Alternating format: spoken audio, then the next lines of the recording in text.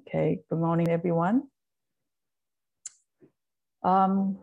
Today, I'm going to continue the second half of chapter 6, the main practice.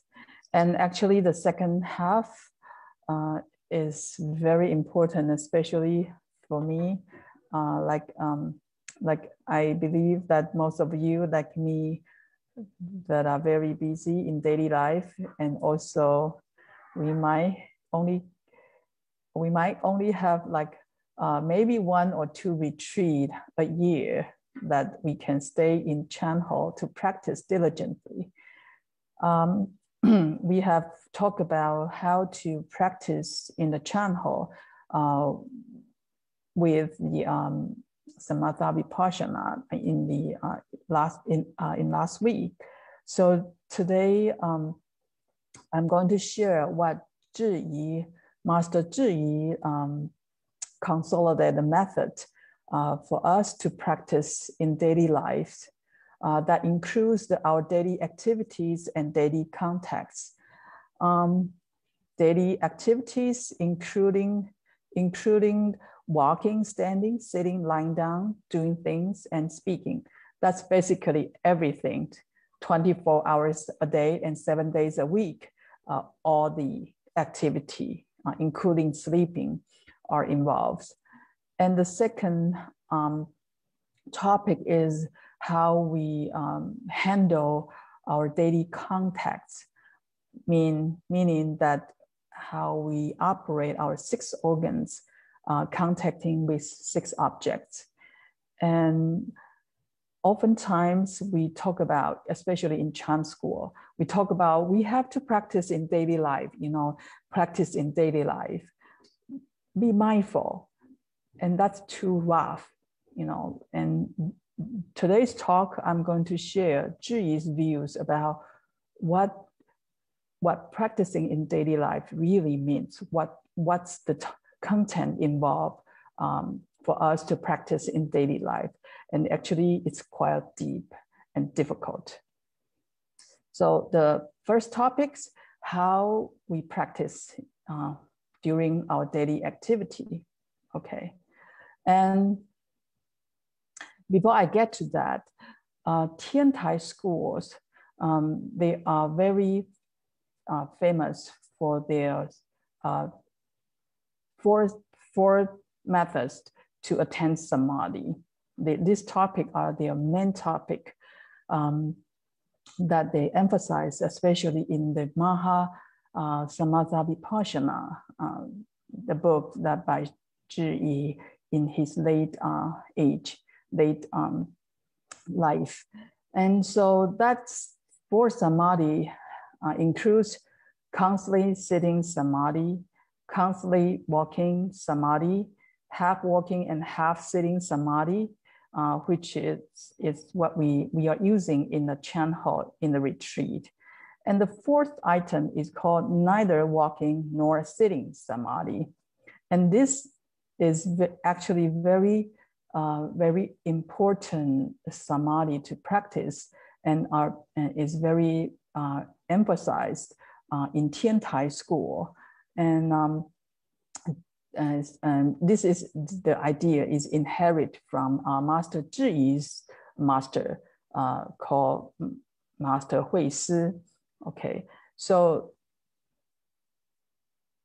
this neither walking nor sitting samadhi has 2 different names.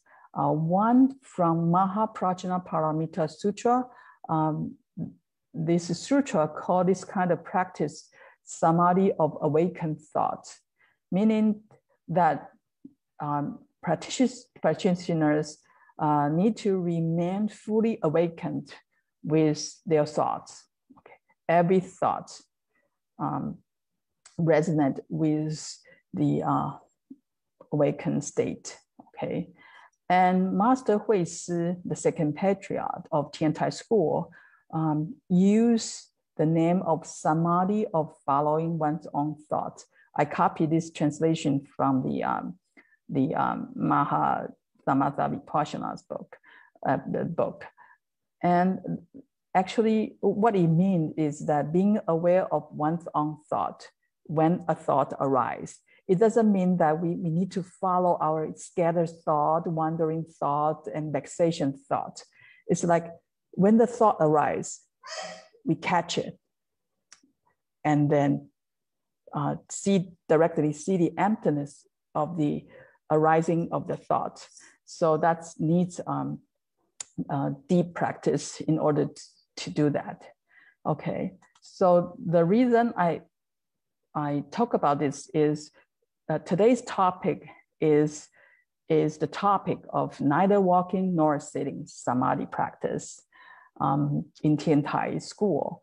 So it's very important, and we need to know the principle and the method behind it. Okay, so Master Zhiyi say that in the books, for those who are tied up with mundane doings, like us, okay, if they do not practice samatha vipassana during daily activities and contacts, then there is discontinuity for their mind practice, which will stop them from resonating with Buddha Dharma immediately when their karma arise via the 12 entrances. Okay, so this means a lot. This short sentence means a lot. So we all busy, okay, but our practice cannot discontinue, okay. Otherwise, when we have, a mind power that we cultivate in the retreat, in the intensive retreat, the power will lost, okay. And then in the daily life, many interactions with environment, with people, and with the vexation that we carry life after life, when it, echoed with our vexations or echo with our, the karma, then we need to take actions immediately to stop the further reactions for more karma that comes after. So that needs a very sharp awareness because we are not in a retreat. The mind is not in the subtle state and in the busy life, and yet we have to keep our sharp awareness to catch, this is happening, and we have to stop samatha, come in the mind, and we need to have the ability to observe that this arising of thought is actually illusory, and we can let go of it.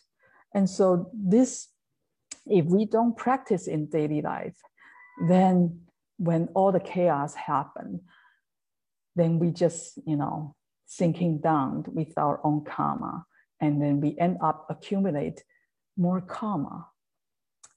And it doesn't help much if we go to the retreat twice a year or 4 times a year, and then we spend the rest of 300 days without practice, and then we basically losing our power.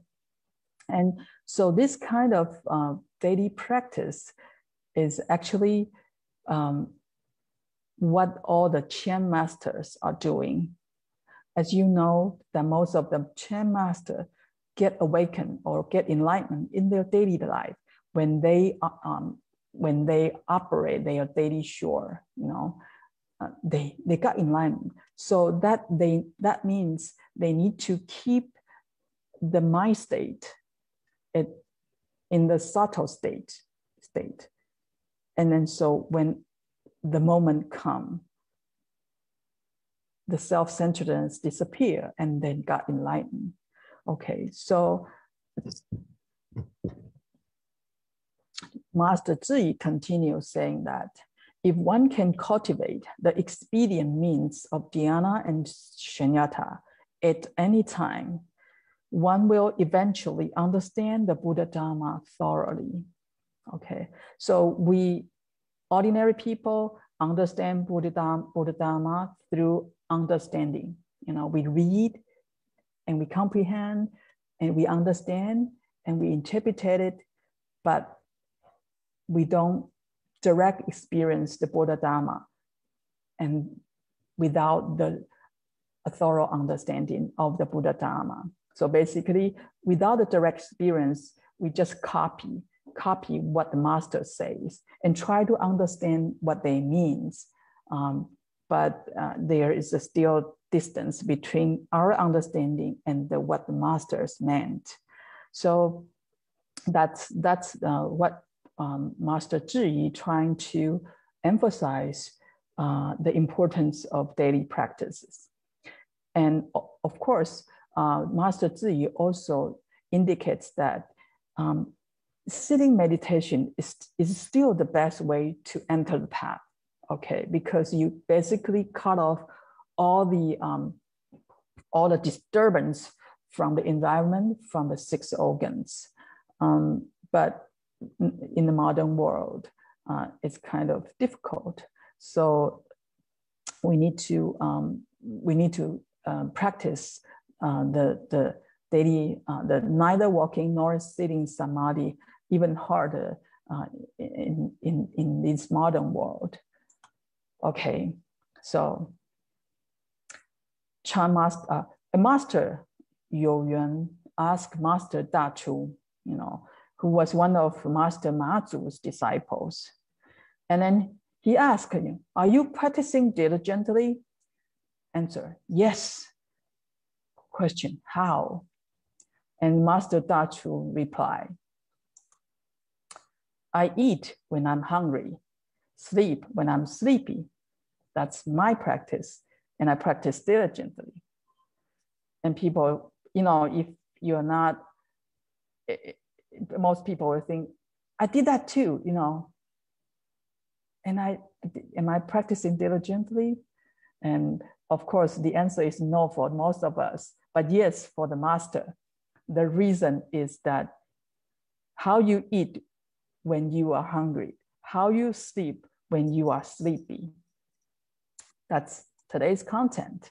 Okay, daily activities, including walking. We have to walk every day, standing, sitting, and lying down. Sleep. And we're talking every day, okay? And we're doing daily, doing things like cooking, you know, and computer typing and thinking, everything, mopping the floors, go shopping, etc. Those are our daily activity. That is including the first half of the topic here, is how we need to practice. You know, when we walk when we need to walk. We stand when we need to stand. We sit when we need to sit. We lie down when we need to lie down, okay? We talk when we need to talk. We talk too much, okay? And we do things when we need to do it and not just, you know, fooling around, you know, like honeybees, okay? Easy but. All right. Now, Master Zhiyi say, we need to take so many actions every day. Before we take actions, first, you know, we need to ask ourselves, what is my intention? Why I walk? Why I need to stand? Why I'm sitting here? Why I'm lying down? Okay, two quick checkup is, first, if this kind of activities is driven by our afflictions and it's unwholesome or nonsense deeds, then stop doing it. Like, I'm so angry and I take this. We have to be aware that you are holding a things and you are trying to throw this to the one that who just that mouth at you. And you have to be aware of that. I'm angry. I'm trying to do something unwholesome. Stop it. Okay? Or, you're just too bored. This pandemic is so long. I don't have friends to talk to and to dine with. I need to eat out with my friends. I need to talk to my friends. I need to chat with them. And then just because you wanted to talk, so you talk. This is, not necessary. Then stop doing it. Okay. You want to talk? Grab a sutra or grab a Bible. Read it out loud. Okay. And the second, if this is it's not driven by affliction and it's wholesome and beneficial deeds, as I follow the Dharma and do it. Okay, now it's pandemic, it's dangerous out there, but people need mask. And then you need to go to the post office to send them, mail them some mask to save their life. Even if it's dangerous, do it. Protect yourself, share some of your mask and go to the post office and send to them, okay? So every day we need to reflect. We need to ask ourselves more frequently about why I'm doing it, the intention, and it's based on affliction or it's beneficial, okay? So stop unwholesome deeds and do more wholesome deeds before taking actions. Second is practice samatha. Okay, so first, when undertaking actions, including walking, standing, etc., first, we should know that all the vexation and wholesome and unwholesome dharmas come from actions. Okay, now we decided to take actions because I'm going to the post office to deliver mask to my friends to protect them. When you take these actions, you go out. And when you come back, your family members complain. You might get virus out there and you come back, we might get infected and people, your family members might complain about your actions because you are protecting your friends, but you are protecting your family members, okay? And this action, even though it's wholesome, you try to help others, but it will bring some vexations. People might praise you, your friends, thank you so much, but your family members complain so much because of this action that you want to help others. Same thing, we try to help others, but the consequence may not be what we expected. Wholesome deeds and will come with wholesome feedback, okay, that we need to take, okay. Second is we need to understand that the action mind and the action dharmas are not obtainable. The action mind is, I want to help. That's action mind. I want to help. I go to the post office, okay? The action dharma is, I'm helping others, okay? I am helping is the action dharma. I'm going to help. I go to a post office is the action mind. And we need to know that the action mind and action dharmas are not obtainable. If we can do the step 1 and step 2, then the illusory mind will rest, because those are also illusory. Okay. Sorry, I need to get a clock.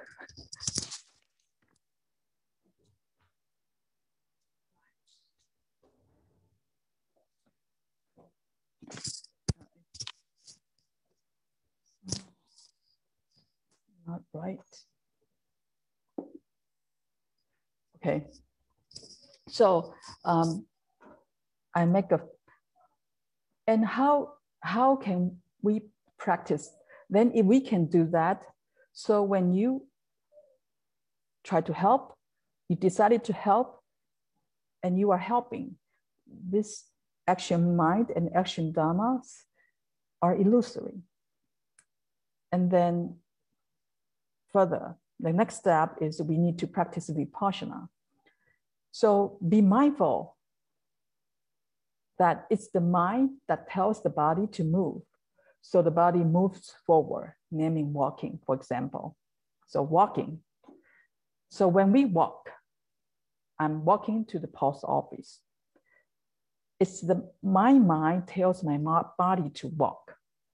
Okay, so right now people walk, and the same time, reading the cell phone. So the body walks by itself, and your mind is with your cell phone. So you are not walking. So be mindful. That means we have to be mindful with our daily posture. Walking is, my mind is telling my body to move the legs and move forwards. That's called walking. And I tell my body to sit here. Okay, so that's first, be mindful about, why you are, how you take this posture is the mind that tells the body to do it. And also, because of walking, there comes the vexation, wholesome and unwholesome dharma, like previous, and you walk, right? And the walking is like you walk and walk. And then you twist your ankle because there is a stone. You did not see it. Oh, you just complain, Damn it. If I didn't go out, I won't hurt my ankle, Should I do it? Maybe it's not a right thing to do, And so there are obstacles when we do the posture, and we have to be observed that, the mind that tell your body to do it. And then when you do it, and there comes the vexation, wholesome and unwholesome dharmas. Okay. And if you walk, you are exercise, you are doing your workouts, that's, you feel happy. But now it's like your boss telling you, you have to come to the office right away. And then you walk with vexation. The same activity, walking. One is happy and one is unhappy. Okay, and we have to be aware of that. And then so we have to return. Walking is walking. No, don't relate it, your walking with vexation or wholesome or unwholesome dharmas. Just walk, okay? And if you can do that, the third step is to reflecting inwards. It's like we observe outside the posture, the things happen to us. Now we have to reflect inwards on this walking thought. Walking is an idea, is a thought. And so I'm walking. And this thought has no appearance. You cannot find a shape, allow out and the idea, and, describe the idea of the thought, okay? And once you know that, the fourth step is, once you know that walker and the Dharma derived from walking are ultimately empty. Okay, so I make a figure. Now, there is a walker that doing the movement of the body, and we call it walking, for example. So worker is subjectivity, the movement is objectivity, and the walking, the activity is the Dharma.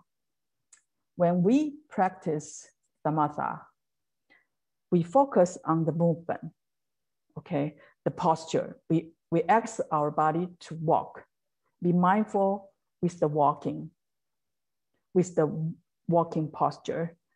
And then we just the walking process, and don't relate it to vexation, wholesome or unwholesome deeds, okay? You are doing offering, you are giving the, mailing out the mask, and you are helping, okay? You just focus that you go to the office and mail the mask, and that's the Dharma, okay? And when we practice Vipassana,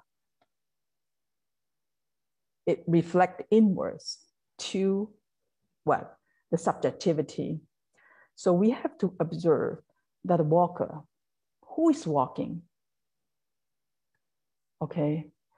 And the walking now is the subjectivity, the worker itself, and the walking, the Dharma. So from the objectivity point of view, with the Dharma is samatha.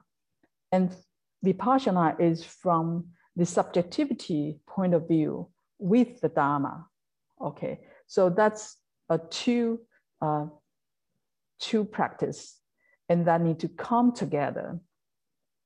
And that's called the three emptiness of the emptiness of the three wheels. Okay, so when you, oftentimes we heard when we do generosity, practice generosity, when we do offering, we need to practice the emptiness of the three wheels. What does that mean? There is no one that donate, and there is no one that receive donation, and there is no idea of donation or the things that you donate.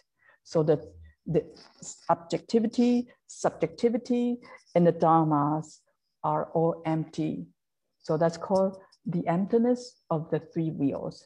And that's the practice for our daily activity that applies for all the actions we are doing in our daily activity. So walking, there is no walker, there is no posture of walking, and there is no walking Dharma. And that's what samatha vipassana in the daily life, the major point of the samatha vipassana in daily life is we have to let go of the subjectivity, objectivity, and the Dharma, and contemplate the emptiness of the three objects, the three wheels. Okay, but if we can handle one of them, if we can, objectivity wise, that we can, some people prostrate, and they are so focused on the prostration that they lost the sensation of the posture. And then means they lost the sensation of the objectivity. Okay, but still have someone who is doing prostration, and there is a prostration idea still. Okay, but you know, this is part of the practice, but the overall goal for this daily life practice behind it is practice the emptiness of the three wheels. And so that's what the master, you know, all the master are doing in their daily life. So you see, this is the figure, the photo is Huinan when he visited the fifth patriarch, that and the fifth patriarch found that he actually acquired something. So he sent Huinan to kitchen to grind the rice, okay? And then when he grind the rice, and he's not just like, oh, it's heavy, it's busy, you know, I'm tired. No, that's what he was doing, the emptiness of the three wheel. That's how he do it. And then you all might know the stories. And then so this is a koan here, like Chan Master Huang Bo say that eating every day but never bite a grind of rice, walking every day but never step on a piece of land. Okay, that's basically at the stage of the emptiness of the three wheels that here. Okay, so we have to practice this in the daily life. Okay. Next is how we practice in our daily context. That go even deeper. Okay, the daily activity is rough. Okay, it's very significant. I grab a mouse, I drink a cup of tea. That's very rough. But now, if we can practice, accumulate the power of samatha vipassana with our daily activities, and then further, we need to cultivate our daily context through, you know, our six organs with the six objects. That means the eyes, seeing, the ears, hearing sounds, the nose, smell something, the tongue, taste something, the body, touch something, and then the mind generates thoughts. Okay, so this is go deeper, and the mind need to be more sharp in order to do that. Okay, so how to practice samatha? Or we separate right now. How to practice samatha when six faculties contact with six objects? First, one should keep in mind that whatever forms, okay, the smelling, you know, the taste, all that, whatever forms one perceived here through five organs are empty in essence. Okay. So what did you smell? Okay. I make a table. How to perceive those forms as empty? That's what Zhiyi suggests. Okay. When we see something, we need to see it, perceive the things that we see as the reflection of the moon on water. It's not the real moon. The thing we see is not, it's the reflection, you know, as you know, the light reflect through our retina, and then the brain do something. So we see the image. Actually, what we see is the image in our brain. We didn't really see this. Otherwise, this need to stuck in our brain, right? This is Srangama Sutra talk about this in very detail. How about the sounds? Same. It's a vibrational resonance of frequencies that the instrument generates or the cars generates. And then it resonates in our ears, but there's a process. So that's why we hear the sound. And the sound we hear is actually not a frequency. Okay, otherwise frequency has no good or bad. Frequency are equal, no matter it's high frequency or low frequency. Frequency is just frequency. But when you get to our ears, oh, I like this tone, you know, and this is too loud for me. This is too, you know, I can't hear it. And all this, you know, what our ears perceives is actually, we have to, you know, immediately know that this is just frequency. And the smells just like volatile flame. Volatile flame. You know, the flame has no shape and just like, you know, change all the time. And the same thing for taste. It's just a major touch in the dream. The things get to your tongue. The first bite of chocolate is sweet, good. If you eat 1 pound of chocolate, then you want to throw up, okay? So the taste change all the time with the same thing, okay? And the same thing, the body is unreal, illusory shadow. The shadow is that it's unreal. When there is a light, there is a shadow. When there's strong light and a dark, strong light, dark shadow, weak light, you know, light shadow, okay? So it's change all the time. And the same thing for the Dharma, it's conditional arising. You know, you might think that he is a good person today, and then a week later, you think he is a bad person, all right? Because of, you know, he's helping you today, he's a good person, but he's helping others and ignore you, so he's a bad person. So this Dharma is from causes and conditions, subjectivity, okay? So there is no true essence of the thing means good or bad, right? So that's the first step. First step, how we perceive forms, rupa. Okay, the typical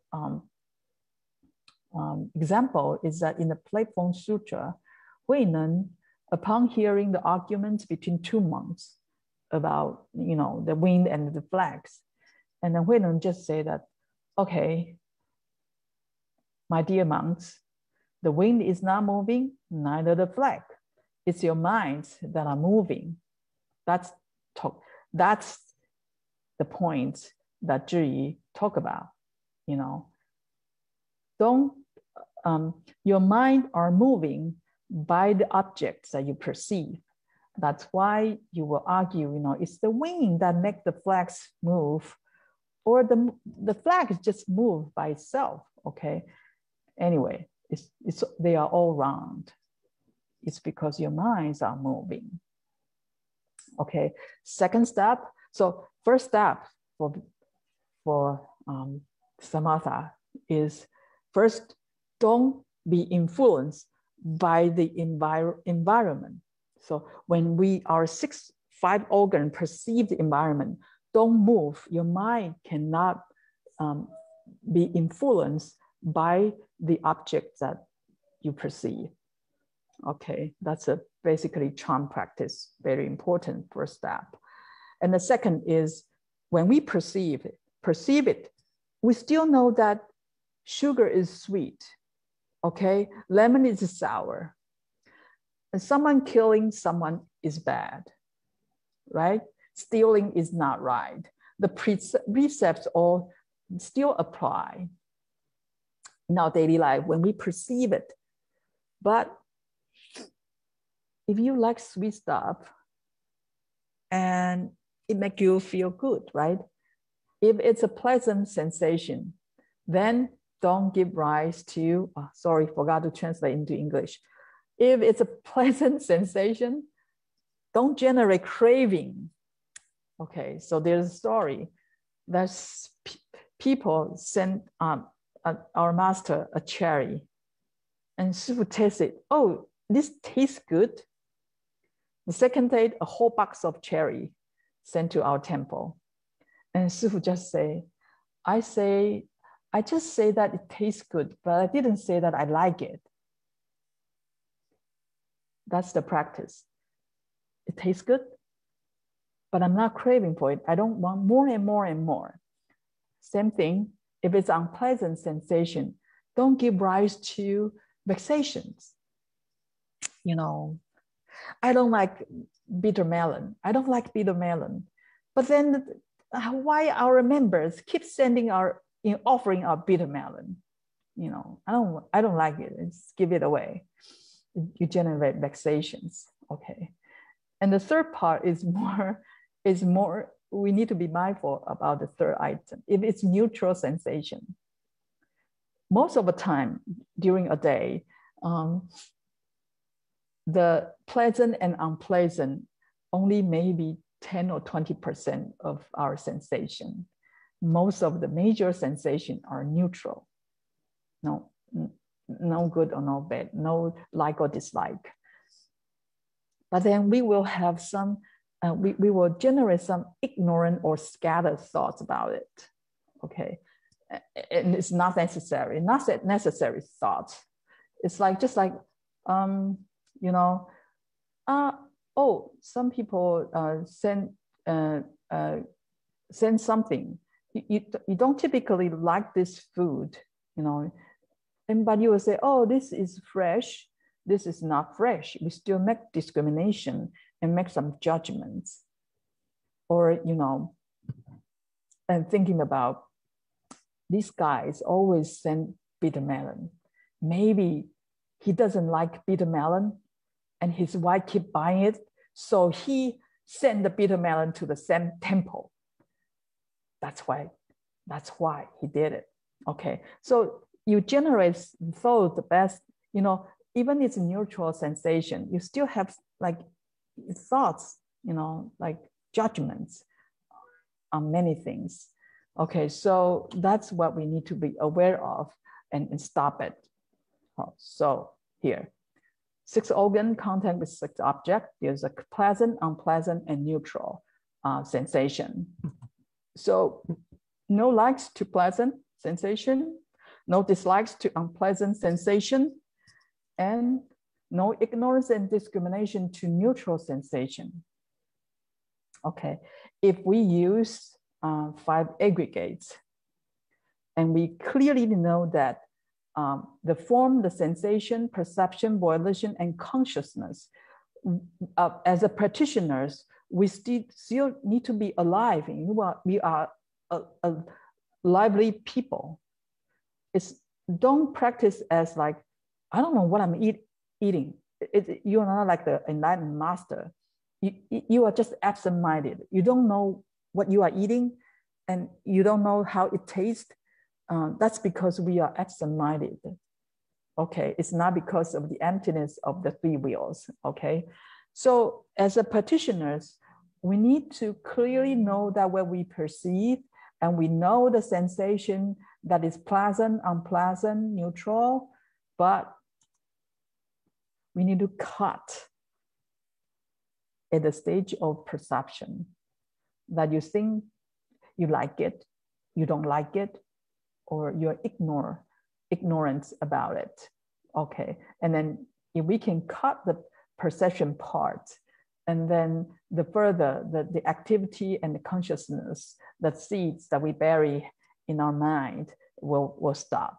Okay, so that's the samatha practice. And so the third patriarch, sometime he wrote in Faith in Mind, saying that without like or dislike, everything will be crystal clear and understood. Okay, we will not be ignorant about things. Okay, so Sifu taught us that as a practitioners, one should equip with ordinary normal common senses. Okay, we still know what is right and what is wrong. However, if one craves for what is good and hates what is bad, then what is not on the path? We know that killing people is wrong, is bad. but you don't hate that person. They need to receive punishment from our legal system, but you personally don't hate that person. Think of that. If that criminal is your son or your daughter, how you perceive, how you will see your son or daughter that made mistakes of killing people, right? That's the same. Buddha and Bodhisattva see all sentient beings as their daughter, as their sons. And like, all the religions, all the God see all people as their son. How would they hate us when we make mistakes? Okay, that's the same mentality, okay? So that's the samatha. Stop the sensation, stop the ignorant sensation, okay? How we practice vipassana? When 6 faculties contact with 6 objects. Step 1, the organs and objects do not see each other, neither making discrimination in voidness. You see the mouse and me. Actually, I did not see the mouse. Who see it? Second, it's the consciousness. Okay, if I close my eyes, then I don't see it, right? And for those things that we cannot see, do they exist? The dark matter, the frequency, our eyes cannot resolve the frequency. So we cannot see those things. And do they exist? Right? So vipassana, first step 1 is we have to know, keep in mind that the organ and the object does not see each other. And it's the second, when the 5 consciousnesses arise due to causes and conditions. And this we talk about this in great detail in the 100 Dharma, how this operates. When the eyes see the things, how it transforms into signals that we can tell that this is a mouse, is we have to, through the 5 consciousness, with the 6 consciousness. So first the 5 consciousness arise, and then the 6 consciousness co-arise to help make discrimination. Okay, once the discrimination is made, then vexation and all wholesome and unwholesome dharma manifest, because this information, this discrimination will resonate with our inherent seeds in the 8th consciousness that tells us, you don't like it, you like it, this is good, this is bad, all that. This mechanism is kind of complicated, but well described in Yogacara school. But in the daily life, and we just need to know first, this is my eye don't see this, but it's my mind that see it. It's not my eyes see this, it's my conscious, my mind see this. And the mind is many, the 6 consciousness, okay, that make decide what to do. Okay, so first step, the organ receive the object. We have to see through samatha practice, we have to see that the object is empty. And through the consciousness, 6 consciousness, that's how we make discrimination and then make judgments. And further, it's the 6 consciousness that tells us to initiate wholesome or unwholesome actions on some body, speech, and mind actions. And then we create more karma. So this process needs to be quickly catch, contemplate, or reflect on when we practice vipassana on on our context, okay? So this needs very, very sharp mind to do it. And then if we use the 12 link of dependent origination, this is what we really need to contemplate in our daily life. You see the contact, sensation, and then craving, grasping, right? And possession. And we have to cut it here. When we have sensation, no perception violation, no body, speech, and mind actions, and no further karma based on vexations, based on ignorance. Okay, so this is called when we do the samatha, is the clockwise flow of the 12 link of dependent origination. We have to stop it before the craving. Okay, and then when we practice vipassana, is we have to reflect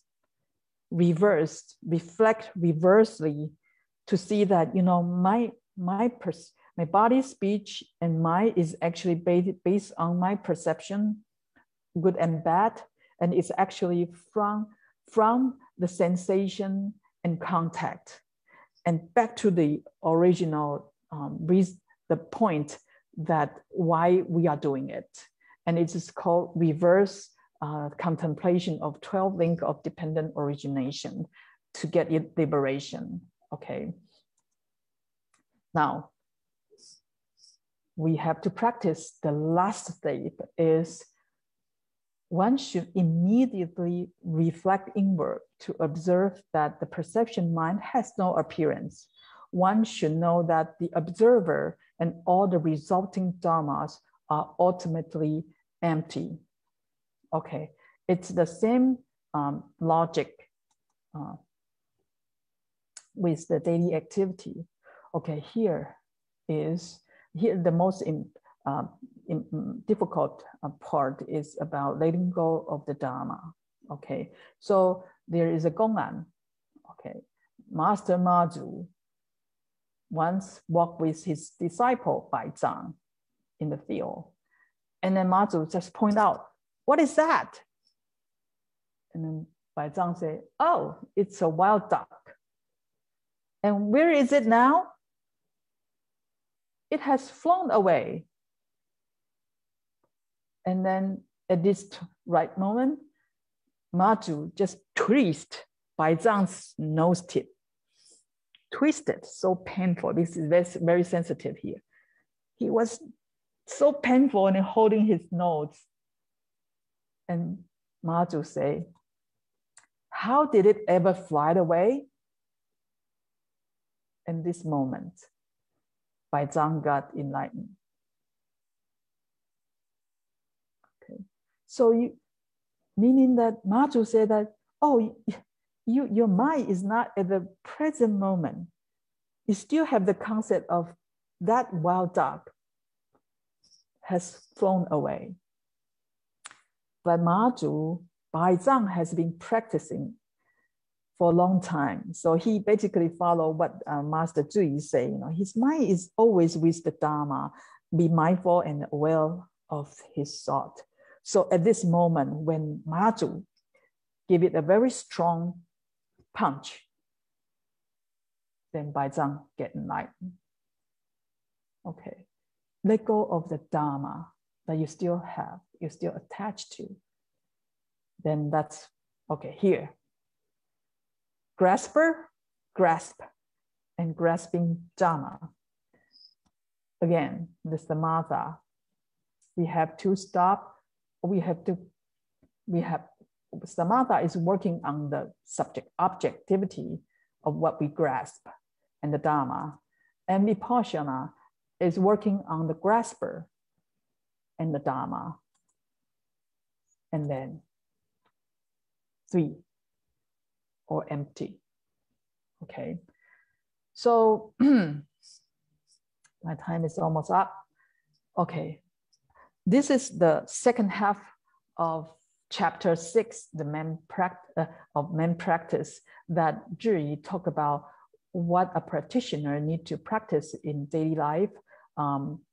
One item is regarding the the daily activities. And the second part is related to this context through our organs, faculties. And all this in the Srangama Sutra, there is a chapter talk about 25 means to enlightenment. And there are 25 bodhisattvas. Each of them use one of the means, either one of 6 objects or one of 6 organs or one of 6 consciousness or one of 6 elements individually. So every bodhisattva picked one of the 25 objects as a means, a practice, and they use that to get enlightenment. And in that Srangama Sutra, it describes in very detail about how, for example, tasting, you taste sweet. Does the sugar has sweet itself? Or it needs to contact with your tongue to get the sweet sensation? And if it's because of the contact, then if you, like the COVID virus, we lost the sensation, taste sensation, right? A lot of people lost the tasting ability. The sugar still contact with your tongue, but you don't generate the sensation of sweetness. So, who is tasting? How the tasting of sweetness arise? How does that work? If you contemplate on the 6th object, the tasting, the chemicals, and then through the contemplation process, and then the bodhisattva got enlightened, okay, and vice versa, and likewise for all other 24s. And of course, the most famous is the one in bodhisattva through the hearing. Through the hearing, okay. So anyway, I stop here. I think the time, 1 or 2 minutes left. I hope that today's talk help you practice in daily life. And when I try to make this PowerPoint, I personally learned a lot and very, very useful for my practice as well. And so that I hope that it is also helpful for you. And next week we are talking, next week is Rebecca's talk. And the last week of April, I will finish chapter 7, 8, 9, 10. These are very important as well.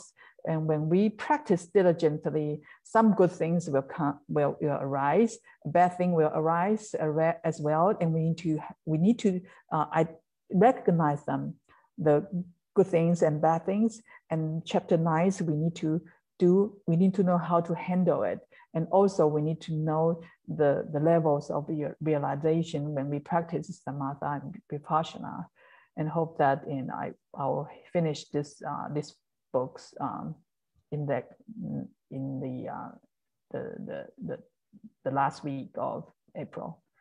Thank you for your attention. Thank you, Fashi, for the talk. It's very helpful in our daily life. So we have time for 1 or 2 questions. Please, you raise your hand, or you can post questions, and we'll unmute you.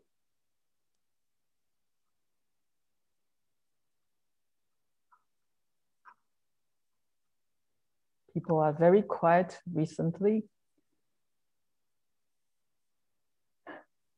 It's summer, it's spring, and I believe that people planning to go outside since lots of people got vaccinated.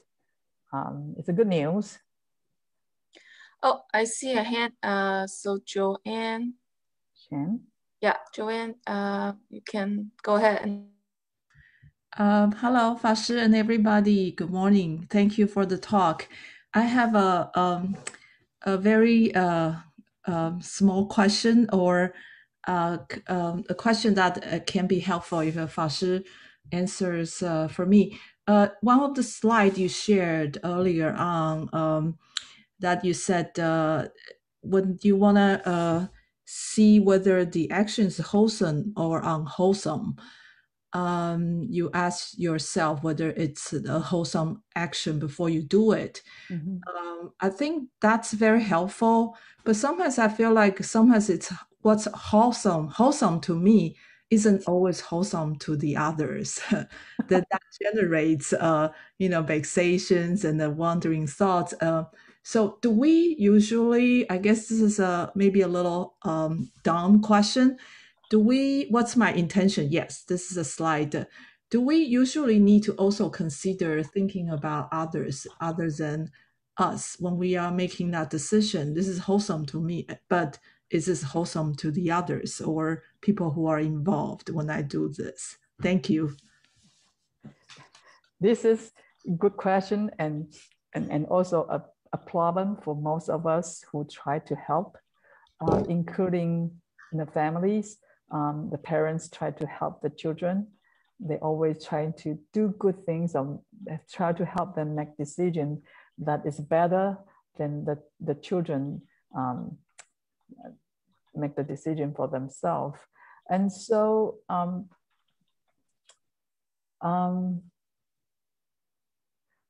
wholesome, well, this is a translation problem as well. Wholesome is too serious, okay? First is, this is intention, our own intention. We have to know that, when I say something is because I try to mean good to you, right? And so I say it. But then if my practice, okay, first time, and you found out the reaction is bad, you try to help that person and you try to say something to remind that person, but the reaction is terrible. And then now you keep in mind that, okay, this person cannot take this kind of advice or the actions that you mean to be good to them. And keep in mind, and if since your intention is try to be good to them, and in the first try is you found out that this is not a good means to them, and the next time you try some other, or you talk to that person, I try to be good, but and unfortunately, I hurt you, and then try to find out that what's the problem, and then you try to modify your ways to help that person. And that's, we are not enlightened. We cannot read people's mind, and we cannot read their karmas, their past lives. Actually, we cannot read our own self either. So we have to try and error, but our intention is good, and people will feel our intentions. But like me, if it's my habit, my habitual pattern that always speak so sharp, so direct, so quick. And even though I mean to be good, but without thinking other, I just bang, bang, bang, and always hurt people. And people reflect me, you are hurting me. And the second time, I cannot stop my karma, a habitual pattern. I still do it the same thing. Then that's my affliction. That's my own problem, that I cannot stop my habitual patterns. Okay, that is, I have to reflect my intention is, yeah, I try to be good, but you don't know what is good for people. So in short is, first check, I try to be good to you, and try and error, try to modify the way that people can accept. It's very hard because there are so many kinds of people. But this is a bodhisattva path. We have to practice. And for enlightened beings, because their mind is so sharp, and they can see deep causes and conditions, so they can just do it just right. for all the people. This is our goal, but we are not there yet. Don't feel upset when we make mistake or take the wrong actions, but the intention is what really matters. Thank you, Fashi. Thank you. Appreciate it. So we had a question on the translation from Elizabeth. Does that answer your question, or do you want more clarification, Elizabeth? Can you hear me? Yes. Oh, yeah. No, that answered it. Thank you so much. Okay, great. So I guess just to follow up on Elizabeth's question, so if the thought is neutral, I guess for the neutral scenarios, how do you maintain clarity and without wandering thoughts, without generating wandering thoughts? And that's my question. That's a two question, right? No, she already has her answer. For the neutral. Yeah, but I just had a question. How do you maintain clarity? Without wandering thought. Yeah. According to the method is keep it at the right moment. Keep it at the present moment. Okay, the wandering thought is our present mind try to grasp the previous thought. See,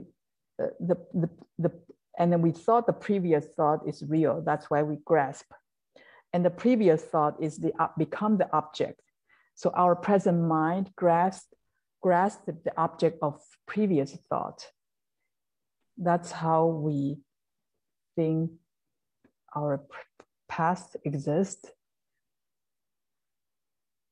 So in Yogacara, the past does not exist. We only have the present moment. Even though we have all the seeds in our eighth consciousness, those seeds in our eighth consciousness only present at the present moment. So the way to maintain clarity without wandering thought is always be mindful at the present moment. What we are doing, what we are, we walk and be aware that, when I walk, the contact of my feet, the touch sensation of the feet can be the focus. That's what we practice in the Chang Hwa, walking meditation. I know I'm walking, and can go more in more detail is the touching of the feet become the focus is more subtle. That's the practice, but in daily life is always be aware of the present moment. When we have wandering thoughts, that means our mind is not at the present moment. So when in the daily life, we're usually very busy. Let's say we're talking and you're always doing something. Multitasking. Yeah, so it becomes very hard to use to stay at the present moment. So at least for me, I think if I found it very hard without some basis of meditation, or you can maintain clarity after a retreat for a while. Once you go into the daily life and get into a busy routine, it just gets very hard. Actually, I thought about that too, because I personally do multitasking as well, because we are so busy.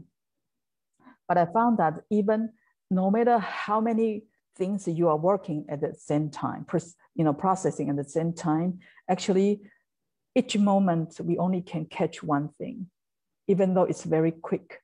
So we have to be aware that I'm cooking now, and now the baby is crying. You might have to shift, concentrate on the thing you are doing right now, because I'm cooking and baby is crying. If you tell yourself, I'm going to take care of the baby, even though it's 5 seconds, concentrate on the baby 5 seconds. Don't taking of the baby and then still thinking about the cooking. And then you are not at the present moment.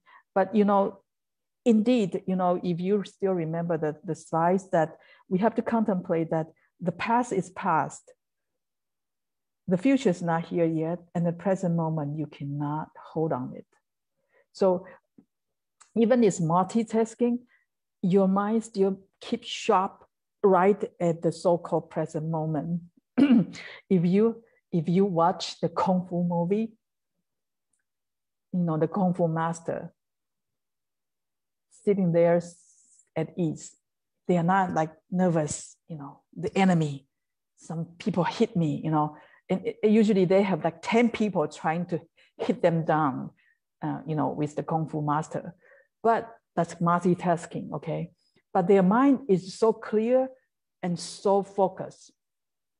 They don't even, their mind is not focused on any of the enemy, but they are clearly know about all the enemies. And when something tries to hit them, they punch back, punch back, punch back, punch back. And his mind's not moving. Thank you, Fashi. Okay. Yeah, I will try it. It's very helpful.